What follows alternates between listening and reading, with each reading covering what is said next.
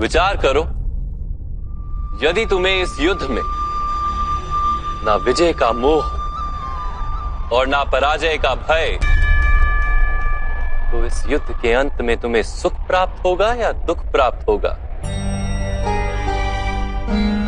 ना सुख माधव, ना ही दुख। अर्थात तुम्हारा सुख दुख, हताशा, निराशा, अहंकार युद्ध के कारण नहीं है।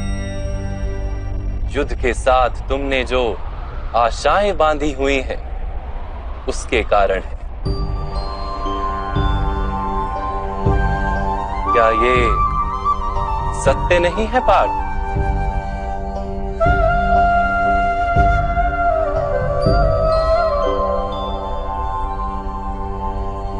सुख दुखे समे कृत्वा लाभा लाभो जया जयो ततो युद्धाय युज्यस्व नैवं पाप मवाप्स्यसि। अर्थात सुख दुख को समान मानकर लाभ हानि जय पराजय का विचार किए बिना यदि तुम युद्ध करोगे कौन्तेय, तो तुम पाप के भागी नहीं बनोगे। इसी को कर्म योग कहते हैं। जो सांख्य का ज्ञान प्राप्त कर लेता है, वो ये जान लेता है कि वो शरीर नहीं, केवल एक आत्मा है। शरीर के भोग और अनुभव तो केवल मृत्यु तक है, अर्थात वास्तविक नहीं, केवल माया है। उसके लिए कर्मयोगी बनना सरल हो जाता है। परंतु माधव, यदि कार्य से बंधन निश्चित है, तो क्या संसार का त्याग करके संन्यास लेना उचित नहीं? इसी विचार का परिणाम है कि आज ये युद्ध हो रहा है पार्थ।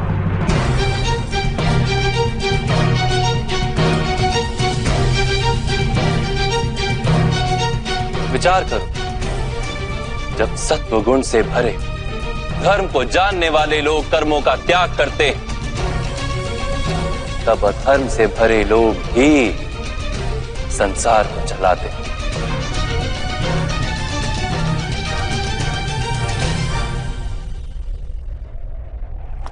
यदि महामहिम ने संसार का त्याग ना किया होता, तो आज अधर्म इतना बढ़ता ही नहीं।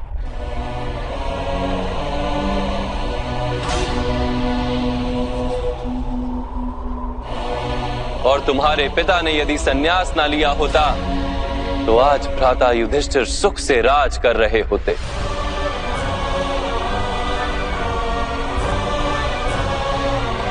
और अपनी प्रजा को न्याय और धर्म का ज्ञान दे रहे होते। किंतु दुखदायक बात तो यह है पार्थ, कि सत्वगुण से भरे मनुष्य ही संसार को लाभ दे सकते हैं, किंतु वो ही संन्यास का विचार करते हैं। जैसे जल तो भाप बनकर उड़ जाता है, और कीचड़ कीचड़ वहीं पड़ा रहता है, वैसे सत्वगुणी सज्जन लोग तो संसार का त्याग कर देते, और तमस से भरे अधर्मी लोग संसार में कार्य करते हैं। इसी कारण से संसार में पाप और अधर्म बढ़ता है।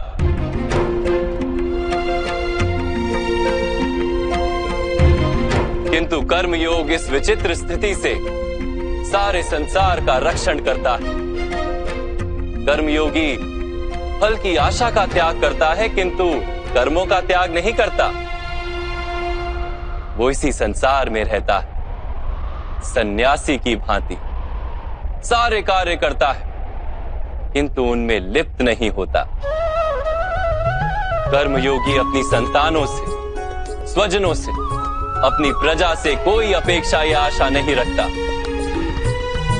स्वयं उसे संन्यास का लाभ होता है, किंतु समाज को संसारी की भांति लाभ देता है। मनुष्य अपनी संतानों के सुख के लिए श्रम करता है माधव। अपनी संतान से सुख की अपेक्षा कैसे न रखे? मनुष्य अपनी संतानों के लिए जो भी करता है, वो व्यापार है या प्रेम पार्थ? प्रेम माधव। तो फिर अपने कार्यों के प्रति फल की इच्छा क्यों पार्थ? भविष्य का लाभ तो व्यापार में देखा जाता है, प्रेम में नहीं। जो मनुष्य अपनी संतानों का चरित्र निर्माण उचित रूप से करता है, संतानों को प्रेम और धर्म के संस्कार देता है, उसकी संतानें भी मनुष्य को प्रेम और सुरक्षा अवश्य देती। संतानों के कर्म, स्वजनों के व्यवहार उनके कर्म है पार्थ। और जब उनके कर्मों पर हमारा कोई अधिकार नहीं होता, तो उनसे आशाएं और अपेक्षाएं रखने का क्या प्रयोजन।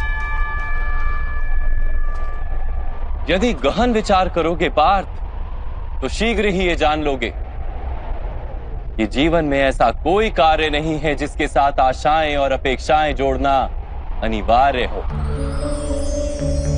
जब सृष्टि ही परमात्मा है और मनुष्य स्वयं परमात्मा का अंश है, तो सारे कार्य परमात्मा ही करते हैं, मनुष्य स्वयं कुछ नहीं करता।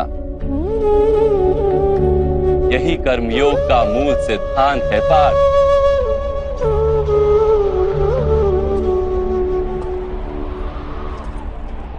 तुम्हें भी कर्मयोगी बनकर ये युद्ध करना आवश्यक है पार्थ। त्रिगुणिया विश्या वेदा निस्त्रिगुण्यो भवार्जुना, निर्द्वंद्वो नित्य तत्वस्थो निर्योग क्षेम आत्मवान। 3 गुणों का त्याग करके निर्गुण बन जाओ पार्थ, इस द्वंद्व से मुक्त हो जाओ। सदा सत्व अर्थात परमात्मा में बुद्धि लगाकर कर्तव्य का वहन करते रहो। कुछ प्राप्त करने की इच्छा और कुछ प्राप्त किए हुए का रक्षण करने का विचार त्याग दो पार्थ, और अपनी आत्मा को स्वतंत्र कर।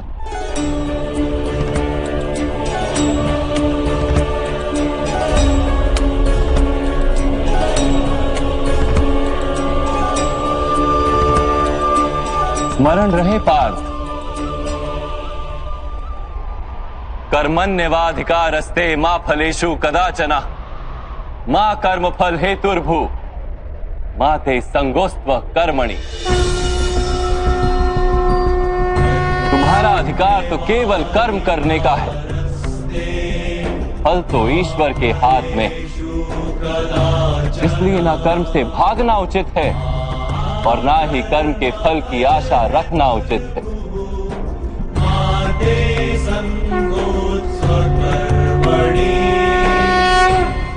जो फल का त्याग कर दे परंतु कर्म का त्याग ना करे, ऐसे कर्मयोगी को कैसे जाना जा सकता है माधव? विश्या विनिवर्तन्ते निराहारस्य देहिनः रसवर्जम रसोप्यस्य परम दृष्ट्वा निवर्तते। सुनो पार्थ, जो स्वाद से छूटने के लिए भोजन का ही त्याग कर देता है, वास्तव में उसके मन से स्वाद की लालसा कभी जाती ही नहीं। उसे दोहरी हानि होती है। एक तो वो निर्बल हो जाता है, जिसके कारण परमात्मा को प्राप्त करने का जो प्रयत्न अनिवार्य है उसे वो नहीं कर पाता, और दूसरा सदा ही उसका मन स्वाद की लालसा से भरा रहता है। इसलिए भोजन का त्याग करने से उत्तम है स्वाद की लालसा का ही त्याग कर दिया जाए। कर्मयोगी अपने मन की सारी लालसाओं को खींच लेता है, जीवन को कर्तव्य मानकर कार्य अवश्य करता है, किंतु उन कार्यों से जुड़ता नहीं। और बात